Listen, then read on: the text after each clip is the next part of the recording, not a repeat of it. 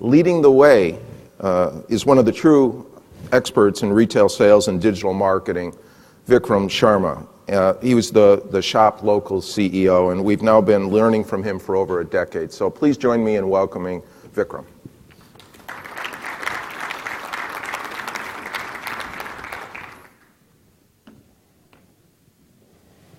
Thank you, Tom. Good morning.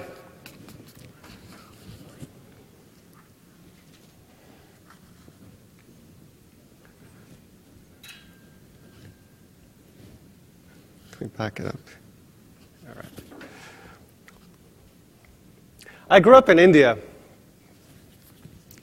much like all of you, in a time without the internet, without mobile phones. We did have landlines. I learned early about backup and redundancy. We actually had 2 landlines to make sure at least one of them was working sometime when somebody called. We didn't have TV. I'm not even sure we had a gas stove till I was in my teens. My kids tell me I grew up in the Stone Age. Well, I got lucky. I got to go to an engineering school in India, which helped close the gap a little bit for me.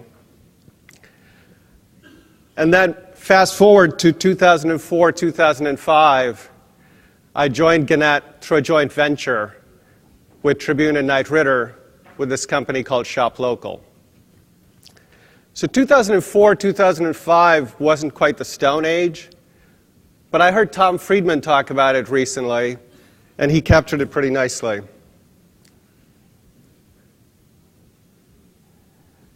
No Facebook, no Twitter, no Skype, no LinkedIn. The only cloud was in the sky. It was a pretty different time, right? I mean, we all know about how fast everything is moving. You just have sometimes to just take a step back to just get a sense of how fast stuff really is moving. When I joined Gannett in 2004, 2005, frankly, I just didn't have much of an appreciation for Gannett. I knew about USA Today, that we were a major publisher, but frankly, I was a lot more excited about the whole Shop Local thing. It was about digital, it was about local, and yes, we were owned by Gannett and Tribune and Knight Ridder, but that wasn't just didn't have a material effect on me. Boy, did I miss the big picture. And Tom obviously had been following Gannett, was a lot smarter than I was, and had a deeper appreciation for it. I've learned over the years. And what we have at Gannett is a local powerhouse. We're in 100 markets. We have a large sales force. We've got great marketing power. And above all, deep, trusted relationships with 150,000 merchants. That's a great place to be. In addition to that, we've also built a powerhouse in digital. In addition to Shop Local, which Gannett acquired 100% of in 2008, we own PointRoll, we own Blink Media, we own Keyring. So we're doing the solo mode thing. So I want to take a few minutes to just talk through some of the things that we've learned over the last few years. So we'll start with some context for all of this stuff. So we pull it all the way back a long, long time ago, right? I mean, 100 years ago, there was very little supply. There was a great deal of demand. We didn't really have malls and all the things that we're used to today. And started with companies like Sears, with the catalog, and department stores. Seems like a long time ago, but once upon a time, Sears was probably more important than Walmart is today. It is a long time ago. Then in the 50s, interstate highways, a bunch of malls. That led to where we are today. Supply massively exceeds demand. And I think this captures it. This is the square footage per capita across all of these countries. Look at where we are compared to anybody else. We're just swimming in this stuff. I mean, 10x bigger than anybody else, right? There's an excess of everything. You want to buy a mobile phone, there's like, I don't know, I mean, just to sort through all the brands and models that are available just for a mobile phone, you can spend all day doing that, right? And that's true of everything. Once upon a time, if you wanted to buy jeans, you could go buy the Levi's, and they came in like 3 different flavors. I don't know, today there's 7 Days of Mankind and God knows what else. I mean, there's like 100 different suppliers of jeans alone, and each of them have 50 different styles. So just an absolute abundance of everything. Information. You can't, I mean, does anybody leave their home without their phone? No, right? And people are trying to get to you with email, with tweets, I mean, you're just overloaded and overwhelmed with information. So let's look at how that has evolved, right? I mean, it started in the 80s, and this seems, again, like so far ago, right? Microsoft was king. In the 1990s, it was all about you got mail. In the 2000s, it was the age of search. Now we live in the world of discovery. Facebook owns the planet. But from the perspective of the consumer, and this is the experience you have, right? It's just like, just a ton of stuff. And it's the same experience for the merchant, right? Merchants today are trying to sort through what they should be doing in terms of their ways to communicate with the consumer. There are just so many options. I think Tom referenced this earlier. Channels. Consumers don't think channels. Consumers think, I want to buy the thing. But retailers are catching up with the consumer. Retailers are still channel-centric. It's about online shopping, and offline shopping to consumers is just about shopping. I think nothing brings it home more than this, right? You've heard all about showrooming. So it used to be you could sit in your house and shop the store, or then you could be in the store and shop online. And when Best Buy and Target say they're going to match Amazon's pricing, not just for the holidays, but all the time, you know that omni-channel thing is coming. There are no more channels. I mean, if you want to win in retail, you have to be omni-channel. You have to be focused on the consumer, what it is they're looking to buy, not about channels. And so where does all this leave us? I mean, today, who has power? The consumer has power. The balance of power has completely shifted from the retailer to the consumer because of the availability of information, right? I mean, consumers know everything there is to know about the product, your pricing, your availability, and your competitions. So they have a lot of choices. And the balance of power has just forever shifted to the consumer. And what do consumers want? Not a whole lot. They want what they want, where they want it, when they want it.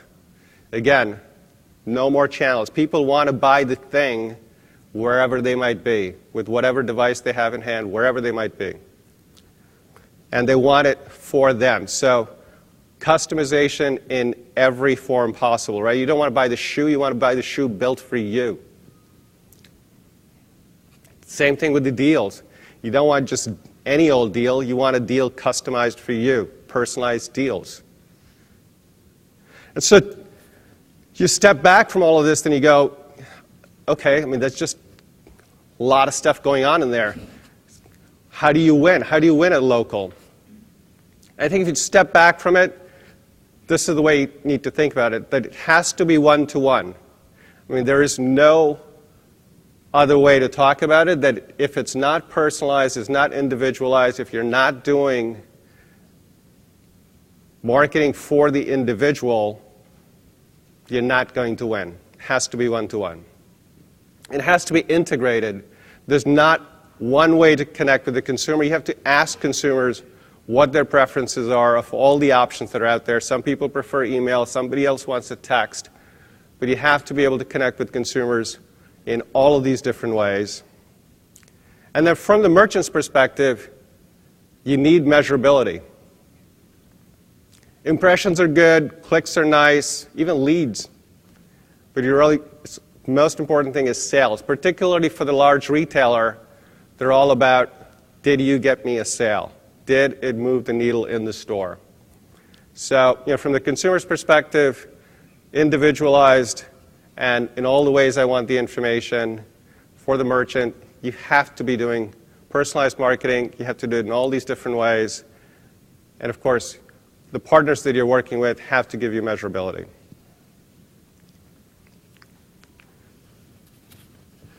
So we've been doing this for a little bit, and I'm going to give you 6 rules from what we've done and what we've learned.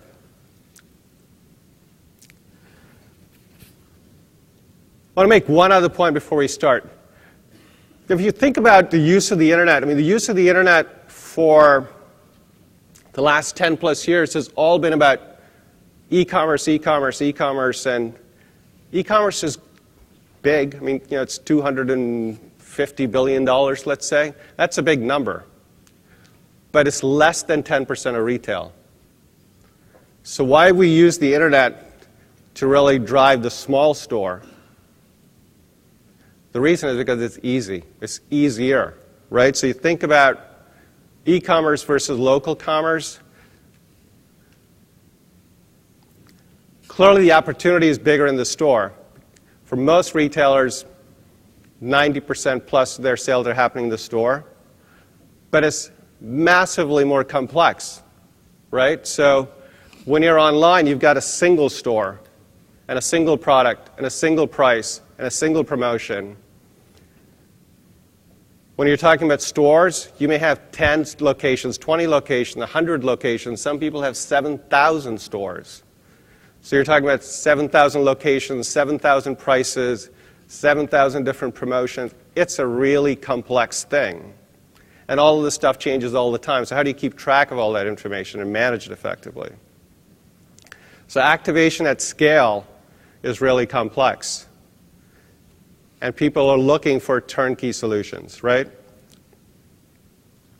All right, so the 6 rules. The first rule is be findable, right? And once upon a time, this is what it took to win in local, right? You said, I'm A. Baldwin. This was good. If you were better, you were A. Baldwin. And this is best, right? You got to be top of the page. Being findable looks different today, right? It's all about search. It's about SEO and SEM. And most people spend a lot of their time, majority of effort for most advertisers goes into being findable, help me get on top in Google, whether it's paid or unpaid. And again, doing this just to drive people to your online store, I think most people have this figured out. Now, how you do that in local, say you're Macy's, and you're trying to drive people into your store, that's a completely different way to play, or it's a much more complex proposition. How do you help people find the belts on sale at a particular store at Macy's? Again, building ad copy for something like that on an automated basis every week so you can help people find the individual products in individual stores, massively more complex. And then drive them to the right landing page. So for people who are looking to play big time in local, that's the stretch. It's like, yes, we can do SEM and we can drive you to your website, but can you help me activate individual stores, individual promotions inside stores? That's the high bar. Rule number 2, so give it to me local, right? This is what we all remember. The newspaper guy, the paper boy, bringing you your ads to your home. Very familiar. And what does that look like in digital? So this is the same product, again, repurposed for digital. Now, taking it to the next level, this is delivering those same ads, personalized, localized, targeted to the individual. So here we're showing individual promotions for Walmart being served up by location on an automated basis. So how do you take what we used to do in print and repurpose that in digital in a way that's one-to-one, personalized, and targeted? Again, this is not standard ad running across 100 different locations. This is a localized ad running for the products that are on sale at that individual Walmart. So again, this is the high bar for what you want to do in local. It's like, how do we activate the several thousand Walmart stores that might be out there and show their promotions, much like a paperboy might deliver it in a physical world, in a digital world.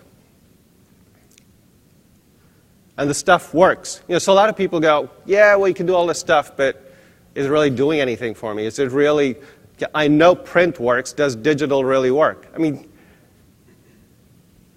you can sometimes listen, you're on the other side of that conversation, you're going, are you serious? I mean, the amount of time people spend in different media has changed a lot over the years. And so between print, TV, digital, social networks, et cetera, people's time has changed, but I think advertisers still struggle with it, right? I mean, I think a lot of you are probably in these conversations where people are still married to the way things used to be because that's what they're comfortable with, and they lack the proof of, does the new stuff work? Because they're all used to spending, particularly for these large retailers, several $100 million in a vehicle that used to work and probably still works. But in changing that media mix, people are still trying to figure out what that media mix should be. And because they can't quite figure out what the media mix should be, they don't change anything at all. And so they keep experimenting and experimenting, and it's little experiments. So the consumer is way out in front of the retailer. And what retailers need to be able to invest more in digital is proof. Like, can you show me that this is actually driving sales in the store?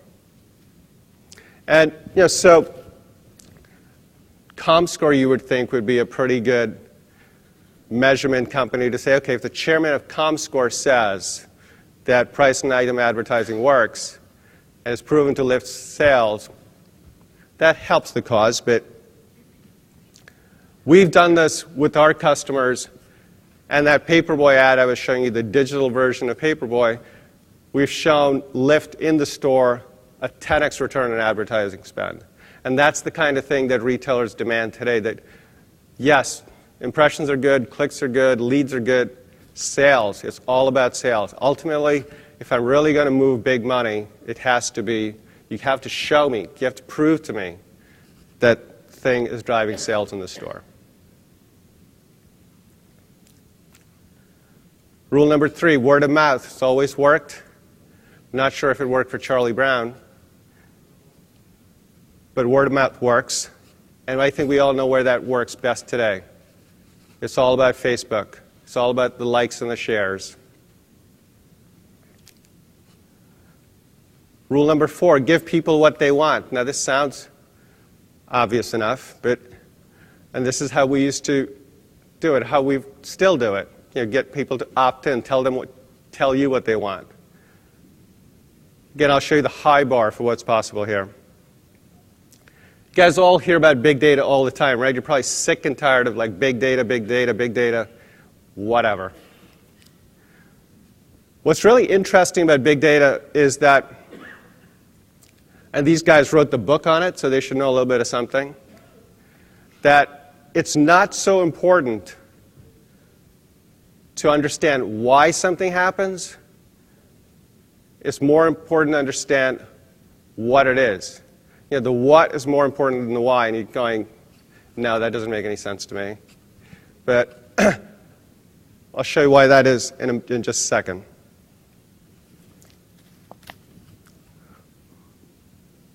So who has more data than anybody else?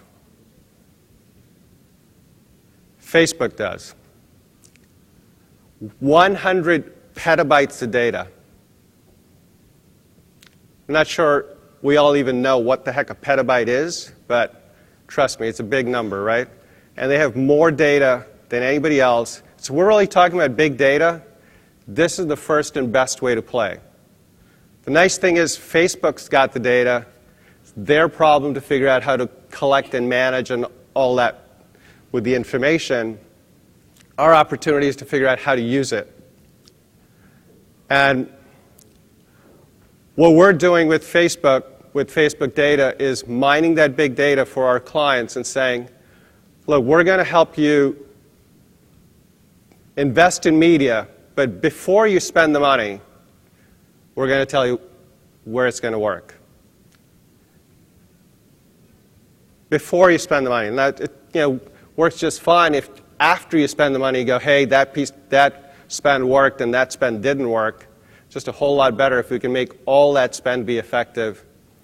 And that's what we're talking about here. So we have access to a data set from Facebook that allows us to figure some interesting things out. Like, so we're in Boston today, the home of Staples. We can tell Staples that people who like Survivor like Staples. I have no idea why. I can guarantee people who like Survivor like Staples. So that's what I mean about the what as opposed to why. I can't begin to tell you why, but I can tell you we have all this data from Facebook, and it's extremely highly correlated that people who like Survivor like Staples. Now you guys can relate this back to the whole Amazon experience, right? I mean, why do people like to shop Amazon? Among other things is because Amazon will say, hey, if you liked this, you might like this. And it's not always right, but it's right a lot. And that's what we value, right? We value somebody who has some insight into who we are and what we're interested in. And so we can't all be Amazon because we don't have Amazon's data, but we can all get some access to the data that Facebook has. And this is an incredibly powerful thing, right? I mean, we can tell our clients before they invest in media where they should invest.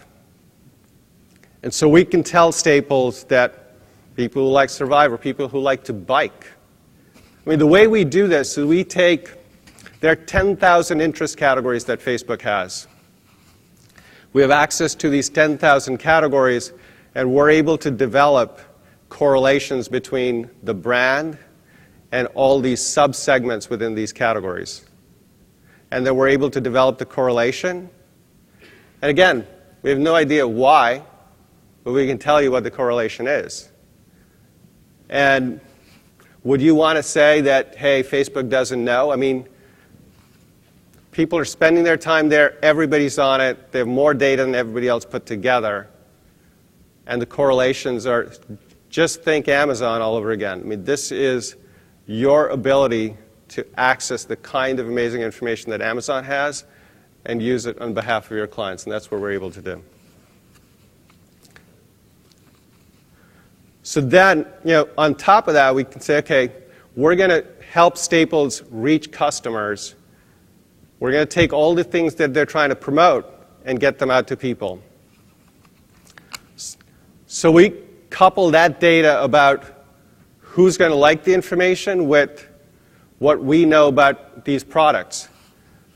So we have a little data set that we call the wisdom of crowds, which tells us which of these items people are finding more interesting.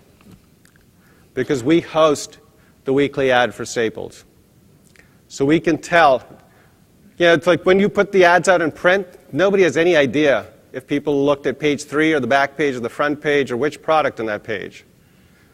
Because we're hosting this thing online, we can tell which products people find interesting. So again, we're coupling Facebook's data with our data on behalf of Staples and pushing out personalized, targeted ads to people, the right offer at the right audience. Again, I mean, that's the high bar in using social data and using big data, in activating locally, delivering the right product to the right person at the right time.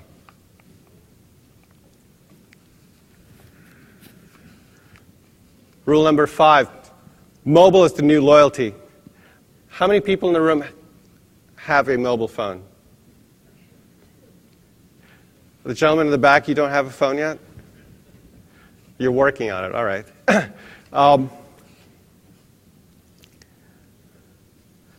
So 1 in 3 people would rather give up their television than be deprived of their smartphones. I think they probably did this during Super Bowl week when people were more attached to their TVs. I mean, there's so much data about mobile phones and the usage and whatnot. I mean, I'm sure you're going to get a lot of that later today. The mobile phone is the answer. If you're not activating people with their mobile phones, you're just completely missing the boat. I think everybody talks about, you know, designing first for mobile first, all that, absolutely right. The mobile phone has changed the game completely, and we all need to make sure we're right there. And so what we're doing with mobile phones is, again, pushing out messages inside mobile phones, but we also acquired a company in the mobile space to activate loyalty. So we're going to help people put their loyalty cards and their offers, all that stuff in one place. The company's called Keyring.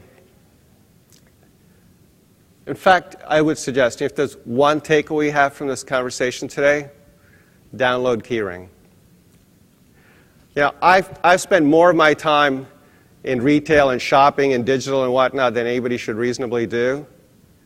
But I personally don't shop a whole heck of a lot. And I've never downloaded any apps for anything. The only app I have on my phone is the Keyring app. So if you're into saving time and saving money without having to work at it, that's a great product. So all you do is you download the app. It has all the retailers on it. You can scan in your loyalty card, so you don't have to carry the little cards around. Not only do you get your card in there, but all the promotions for that retailer will show up in your card as well. So it takes 30 seconds to download the thing, and then you're saving money all the time, passively, no work required. So again, that's another high bar. It's like, how do we get the consumer all the stuff they'd want in their phone? So your loyalty card, your promotions, your weekly deals, whatever, coupons, all of that stuff in one place. It's a use case that becomes a great experience for the consumer. And rule number 6, this should be the most obvious rule. It's the rule that a lot of times we forget when we get consumed with channels and all that kind of stuff. Just follow the consumer. It used to be a lot easier to do, right? We had these nice little funnels about targeting and engaging and so on and so forth. And you know this from either consumers you're trying to solve for or for yourself. The new purchase journey is just very different. It's a purchase pretzel now.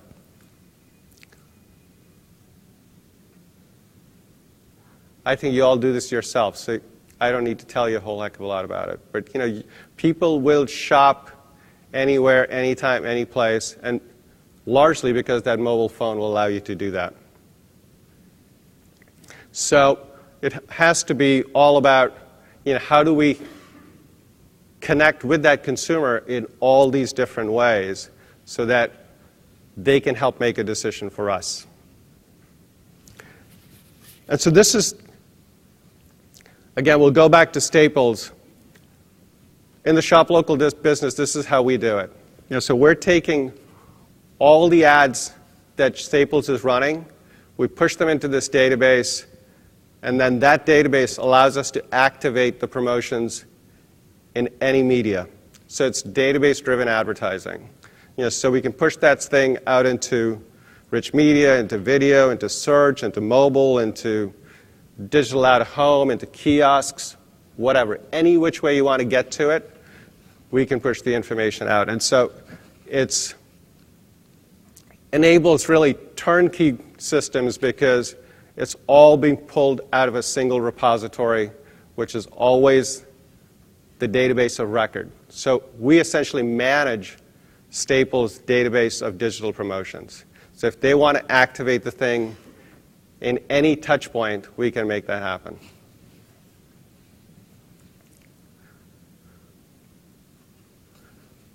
So today we're doing it for their weekly ad, but basically this system is forward-looking in the sense that you can put any information asset into it.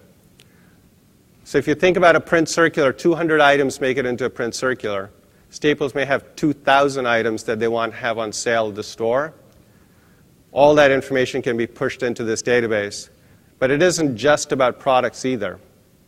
You want to do ratings and reviews, we can put your ratings and reviews in there. You want to talk about your inventory, whether products are available in the store or not, we can put that in there. You want to talk about events, we can put that in there. So it's a database that's very flexible, that becomes the one place all the information sits, and then with an API, you're able to push it out into any and all devices. So a database married with business rules goes into any device. So the thing we can say to Staples is, look, we don't even know what devices people are going to invent next year or in 5 years from now, but we can tell you we can get the stuff into that device without even knowing what that thing is or how it's going to work, right? So, and the information can be pushed out contextually, personally targeted, behaviorally targeted, all that stuff, and into any device. And that's, again, a high bar in local. And so this is what it looks like. You know, we can help the retailer push all this information into a bunch of different delivery systems. And what we're doing is essentially taking all of these things I was just walking you through in terms of capabilities we've developed at the high end of local, you know, activating for people that have hundreds and thousands of stores, and we're replicating that same solution set for small businesses. So how do we help the small business connect with people at search or social or whatever? We're taking all the learnings that we've had for working with large advertisers, solving more complex problems, and adapting all those solutions for small businesses. So, basically our business spans the small merchant who's got $250 a month to spend to people who are spending much larger investments because they've got many more stores and much larger businesses to run, but we can cover that span. And so I just want to leave you with this reintroduction to Gannett. So Gannett is a media and marketing services company. On the left-hand side is the Gannett that Tom talked about and many of you are familiar with.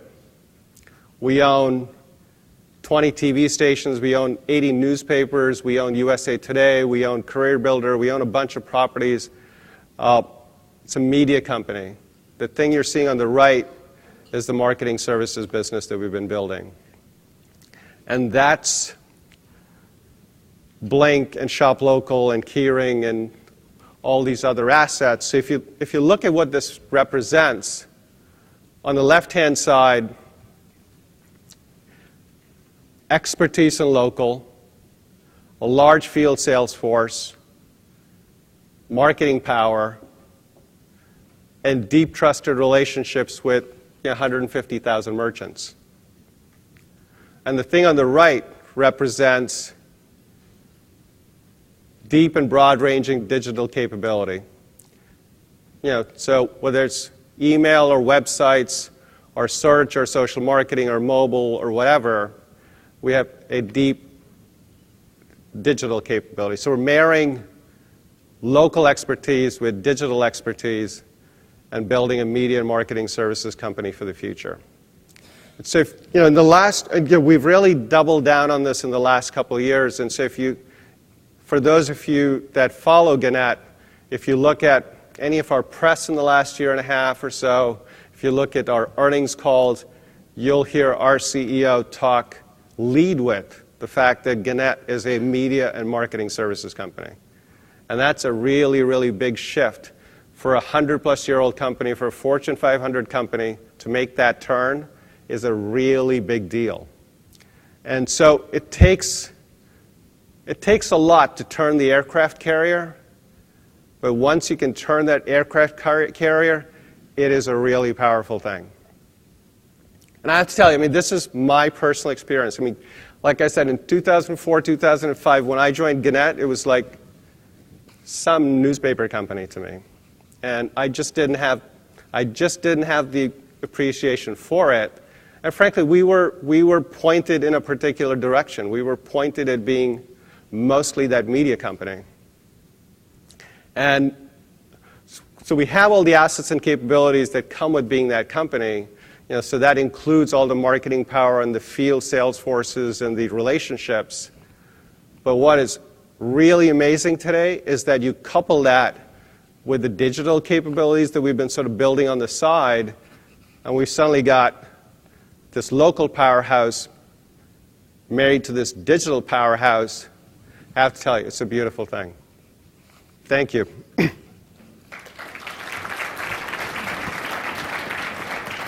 And the water for you. You were on the cutting edge of almost all the major trends that we follow, and it's quite fascinating for me to see how you develop. I was speaking with a bank recently, and they were getting into the loyalty space, and I said, you're competing against American Express, you're competing against Square, you're competing against PayPal Network, you're competing against Gannett.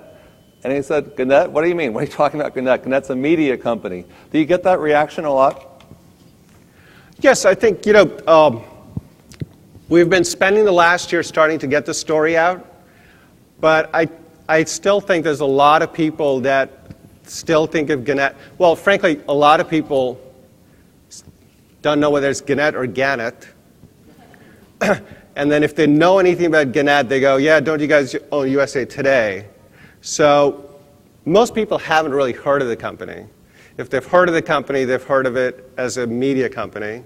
And for us, as a marketing services company, it is a evolution and people starting to understand it. People tend to know our local brands or our individual brands, so people will know Point Roll or Shop Local. They may not even know that it's part of Gannett. So the overall Gannett company messaging is something we've started to do over the last year. The hard part for so many of these loyalty services is building a brand. And there's one thing that media companies can really do, build the brand. Yes. I see the ads for Keyring and USA Today, online and in print. Are there other ways that you're promoting your various services? Peter, you ain't saying nothing yet. So Keyring, we bought Keyring. Keyring has, in the space of a couple of years, 7 million downloads with absolutely no marketing. $0 invested in marketing. So we've just acquired Keyring. We've started to promote it in some digital advertising, but we are going to, in the next few months, turn on the marketing power of Gannett. So you'll see Keyring promoted in print, in digital, on television, and that is a big piece of what Gannett can do. That we have not yet activated our marketing power on behalf of this business. So whether it's Keyring or our businesses more broadly, you're going to start to see us really put our marketing muscle behind it. Well, let's talk about Clayton Christensen for a minute. So You've set up your organization, with all these different units, totally separate from the media properties. And is there a sense that you have to create something completely separate in order to build quickly? Yes. Well, we have a very smart lady that runs our company. Gracia Martori is the CEO of Gannett. She's been with Gannett for 20-plus years. And a couple of years ago, we brought in BCG to help us think about how to position ourselves for the future. And Gracia is the CEO of the company. I cannot tell you how much time she personally invested in building out this strategy. but she has a deep commitment to what it is we're doing. And so one of the conclusions we came to was that digital marketing services was the way to return our businesses to growth, and that we were going to make a 100% commitment to what we were doing.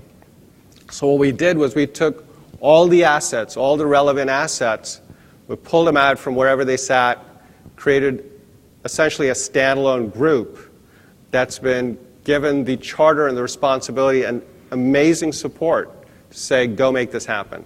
And so it's carved out in the sense that we're given the flexibility and support to make it happen. But the other piece that works is that it's also plugged in into our local markets. So we have like an affiliate relationship, if you will, with all the sales forces that come with all our different markets. So we're able to leverage, I mean, if you think about it, it's like most people in the room here that run technology companies, right?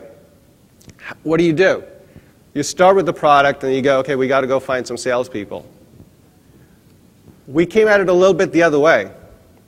We had a bunch of salespeople, we had a bunch of clients. And we said, you know what?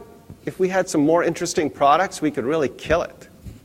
And that's what we've done. I mean, we've got a huge customer base. We've got large sales force. And we said, okay, let's create all these interesting products that people are looking for. We already know what people want.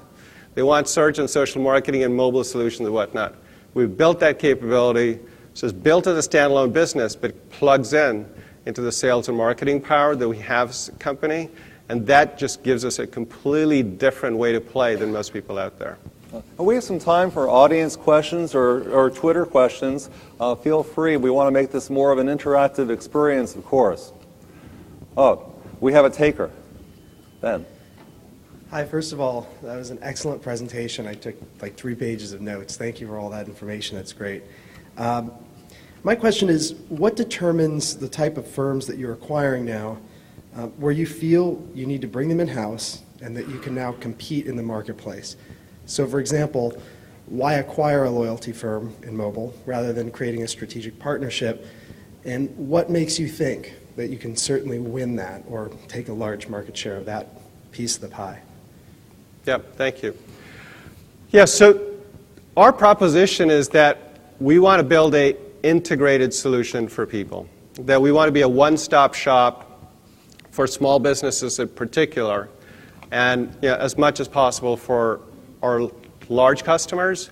And I think for all of you that work with small businesses, you know this, right? I mean, small businesses, actually, let me step back. I mean, we've worked with some of the largest retailers in this country, and I don't know how many years it's been since the world was digital, but those guys are still trying to figure it out, right? I mean, your CVS and whatever, I mean, there's still a lot of things you're trying to sort through.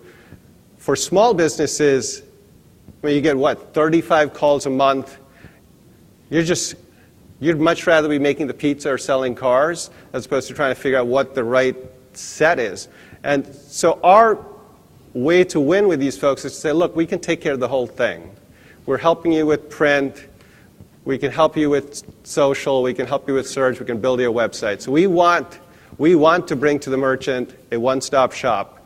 And the way we've thought about it is that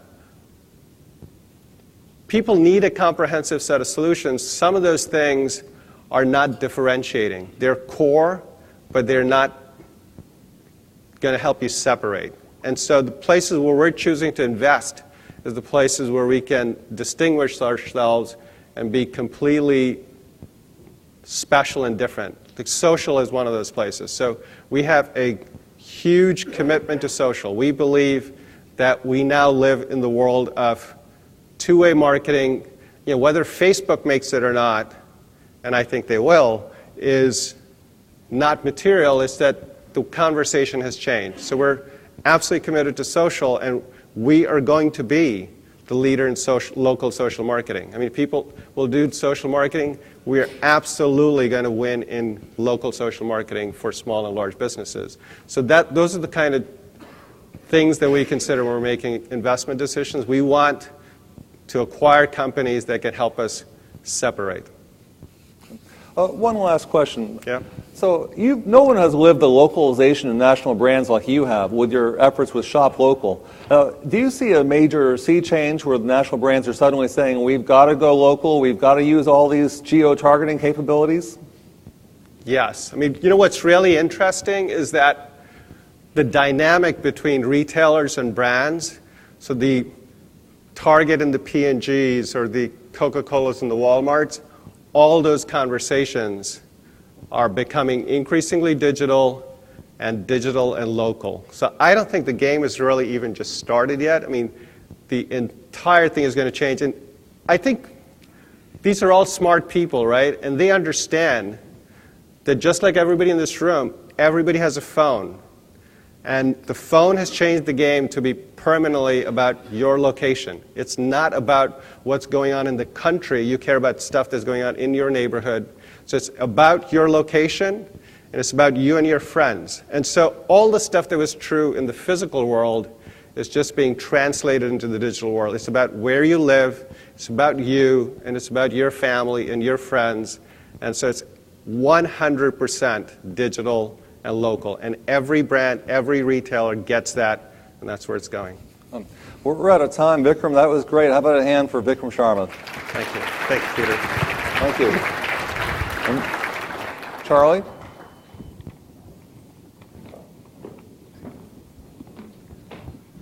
All right. Thank you, Peter. That was great. I'd like to ask the next group to come on up. I'm Charles Laughlin, if you don't know me. We're going to be talking about local service businesses and sort of the evolution of that space. We got two great companies up here, Home Advisor and Washington Post, which is has a business in this space now as well. And what we're going to talk about is the evolution of the local service leads business and how that's evolved. When I go back to like the late 90s, early 2000s, what was then the Kelsey Group, we covered there was dozens and dozens of companies that started local, merchant matching service providers with consumers. It was an explosion in that space, and when the dot-bomb crash happened, almost all of them were wiped out, but there was one survivor, and that was ServiceMagic, or one of the few survivors. And it has now evolved into Home Advisor, and our first speaker is going to be Chris Terrell, who will talk about that experience. So why don't we just get right going? Get going. You can use that. Can you guys hear me okay? So thanks for having me, Charles. I appreciate it. You asked to speak a little bit about our change. I don't know if you guys know, but we've gone from ServiceMagic to Home Advisor. And so I thought it would be good to give you guys sort of a macro understanding of why we made these changes, and then all the way down to tactically what it meant for us. So, for lack of a better word, I put in sort of importance of brand in a post-social high-utility era, which sort of sums up how we thought about the changes that are happening and how we wanted to fit into emerging landscape. So, for a lack of a better construct, this is one man's opinion, but I kind of tried to break it down into the major eras of the internet. And my view was we sort of started with access, so call it 1995 to 2000. It was all about, can you just get on? Can you get on the internet? It was interesting to try to figure out what was out there, but it was hard to get on there. And so you had AOL, Netscape, Yahoo were the sort of dominant brands that were helping you get on this thing, but there wasn't much you could see. When you got on, it was slow, access was difficult. So then the next era, if you think of about sort of 2000 to 2005, for lack of a better word, I call it exploration. Suddenly you could get on the internet, but you could also go out and find these interesting things to look at. So whether it was searching Google to find something specifically, whether it was going to a Match.com to see if you could find someone that was the right person for you, whether it was going to eBay and looking at what you could buy in the used market, there was suddenly this ability to go out and really start to explore and find things that were out there. Obviously, the next big sort of phase, again, call it roughly 05 to 10, was social. Suddenly, everybody was coming together, having conversations, interacting in real time, sort of GeoCities and 6degrees.com. What they had started was realized, and you had this trend and phenomenon of people exchanging ideas en masse. I would argue that sort of starting in 2010 to now, you have kind of what I'll call the utility era. And that's kind of what we thought about as we looked at changing our name and how we fit into a new way of consumers using the internet. Again, utility, you have sort of brands like an Evernote, an OpenTable, basically brands that let you get something done very specifically. I have a lot of people that sort of argue with me about, is social really done or not done? What does that mean? And so I think you have to look at sort of what were the drivers of the social era to decide where it is, and is that era done? And when I say done, I don't mean done like it's completely washed away. I mean done in the sense that it's baked in. It's baked in the way exploration is baked in. So for me, I look at what were the drivers, and it was novelty, right? Novelty, this thing was new, it was unique, it was interesting. People were out there sort of saying, wow, I can connect in ways I've never connected before. You had this mass wave of reconnections. I'm a bit older, so I left high school, lost contact with folks, and suddenly I wanted to be able to figure out what were these people doing. Even my mom's generation was wanting to reconnect. So you had this mass wave of reconnecting and this pent-up demand to reconnect. And then finally you had a recession, right? You had lots to talk about. Lots of people had lots of time to talk about their lives. Younger folks could, certainly had lots of free time. So to me, those were the key drivers. But I would argue we're in a little bit of what I'll call a post-social malaise, right? The main things that drove those have sort of passed. It's not, novelty is passed. When your 70-year-old grandmother is on Facebook, it's no longer novel, right? When you've got Congress sort of using Twitter as an everyday tool, I'd argue it's no longer novel. It's a part of the fabric of the internet, but it's not the excitement that it used to be. In terms of reconnecting, you've had the waves come through. Everybody went and reconnected with everyone from high school or people they knew in the past. So those waves have washed through, and I would argue that a 14-year-old is never going to be disconnected. The tools that they'll have that I didn't have are baked in, so they'll never get disconnected. And then finally, the recession is sort of waning. People are getting back to the business of living their life versus documenting and talking about it. And so I think these things are what sort of led to these post-social pop, and the fact that that era is now fully baked in. It's not going away. It's just a part of what we do. And so the question is, what's next and what era are we in? I think the other converging factor you have is basically mobile has changed everything. You look at kind of what a smartphone does. It is a life tool, essentially. It's the ability to pull it out and be able to have the very specific things you need for your life at any given point in time. I mean, when you take a phone out, you're used to making a call. When you have a smartphone, you're used to using it in a tool-like manner versus what we had before, which was a desktop where you were anchored, right? You were sitting in one spot. It was an exploration portal that lets you go out and look at things, but it wasn't an integrated part of your life. So if you take those converging elements, sort of the post-social pop, the fact that we're in this mobile revolution and smartphones are driving everything, I would argue that gives us this high utility era.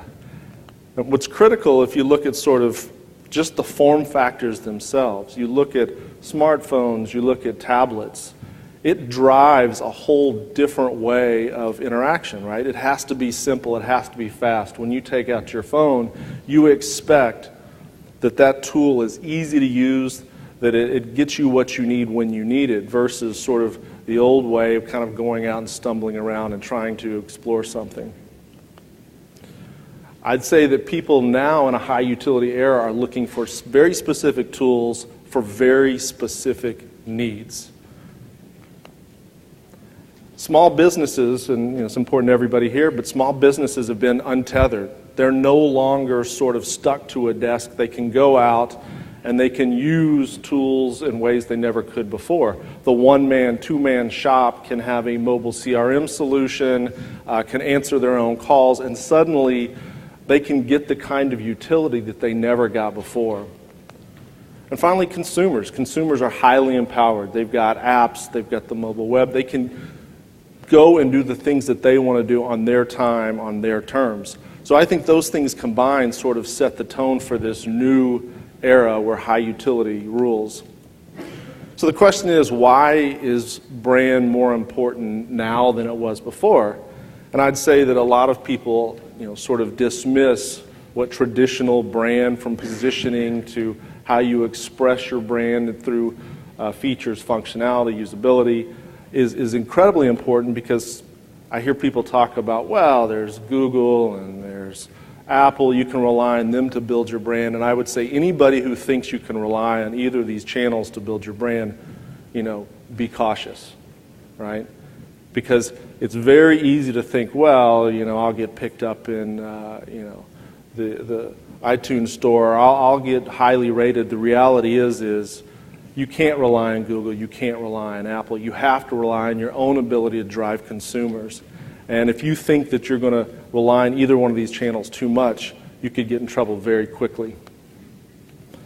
I think also consumers are seeking not only unique tools, but they're seeking very specific brands that help them decide which of those tools is best for them. Brand still matters in terms of trust. It still matters in terms of feeling good about your decision. So I think as much as they're looking for specific tools in this high utility area, they're looking for very specific brands as well. It's a crowded marketplace. It's easier and easier for people to put something out there. So unless you have a strong brand that helps you stand out above everybody else, you could very easily get lost in the clutter.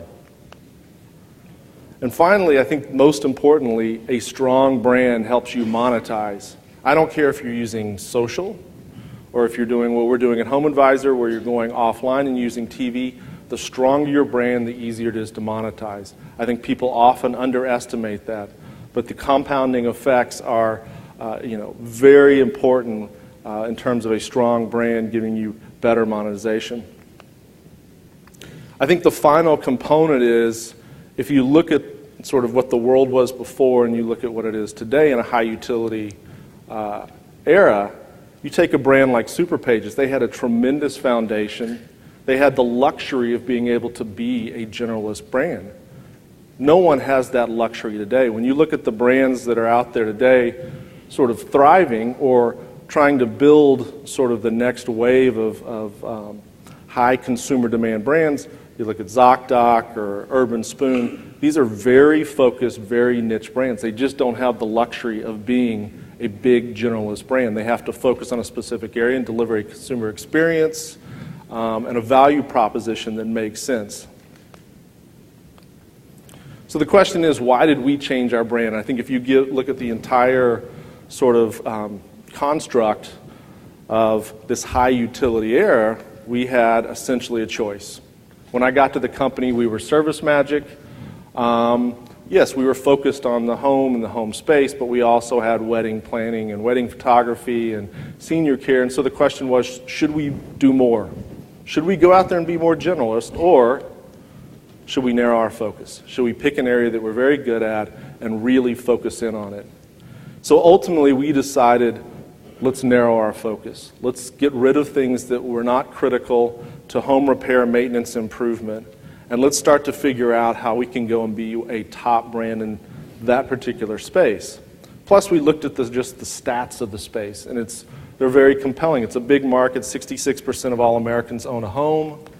You've got 75 million households. Most importantly, and we did a lot of research to figure this out, there are about 545 million service opportunities a year in this space. That's a huge, huge number, and I think people don't realize that. At Home Advisor, we get a small fraction of that number, so you can have good growth with 545 million service opportunities a year for a long time. It's the single largest asset for most people. It's a third of their net worth. And most importantly, and I don't mean this disparagingly, but we didn't find any really strong online brand that was dominating the space. You had offline brands in Lowe's and Home Depot, but no one was exclusively focused on the home and dominant. So we then looked, you took all of our research, you take the context of a high utility era, and we started thinking about the framework of the space. And if you take the axis axis. Thank you. On the left, you have repair, maintain, and approve. You have basically how the space breaks down, right? You have the consumer decision along the top, and that's where you have sort of pre-hire, hire, post-hire in terms of the decision making. We looked at where does ServiceMagic fit in. And we decided we were very, very strong in the maintenance area. That moves some into the improvement area, some into repair, but essentially we were strong when it came time to hiring. That was it. That was our sweet spot. So then we had to make a decision, did a lot of research, quantitative research, and said, well, is ServiceMagic the right brand to expand in this framework? And ultimately, service was too broad. People didn't know what service meant. And magic, well, nobody wants magic when it comes to their home. They want trust. They want security. They don't want magic. And they were very clear about that. So we decided we had to make a brand change. We got the name Home Advisor, and we suddenly said, okay, let's expand into sort of pre-hire, post-hire. Let's push more into home improvement. Let's come down into repair a little bit. Let's take a bigger footprint in the space. But we didn't stop there. We had some sub-brands in our cost guide where we went out and said, okay, we have 400,000 data points where we've got closed-loop jobs. We know the real price. We know from consumer research that consumers want to know what does something cost. So we launched our cost guide to fill out that pre-hire component. We're in beta right now for DesignMind. We know that home improvement has its own set of needs. It's a longer cycle. It's very different from maintenance and very different from repair, so we've launched DesignMind. And then finally last year we launched Home 911, basically a mobile app that allows you to get home repair 24/7. So if you've got any kind of emergency, any sort of need, you can basically go out there and get help immediately. So for us, suddenly we changed the landscape from being very narrow and very focused in the maintenance space to having a broader footprint across the entire home category. So I'm not going to go through everything. We had our town hall recently, and I laid out all the different things that this brand meant for us. But ultimately, the net result of the brand for us was a completely new site, completely new user experience, complete new expression of our brand and what we stood for. We had a bunch of apps in Home 911, Home Savvy that were sort of outside of our core brand but reinforced where we fit in that strategic framework. We launched a bunch of internal products in our cost guide, DesignMind, and several others. And most importantly, we were on TV. So we started on January 2nd, started running TV commercials. We felt that was the best way to get our story out and to really build the brand and to sort of support our broader ecosystem. And then ultimately we had a new logo. And the only thing I can say is that it has changed everything that we think about. It's changed our focus. It's changed how we operate internally, and it's changed how we believe will be perceived in the marketplace. And we feel these changes will help us long-term be well-positioned in a big and broad category. Thanks. All right, thanks, Chris. Tim?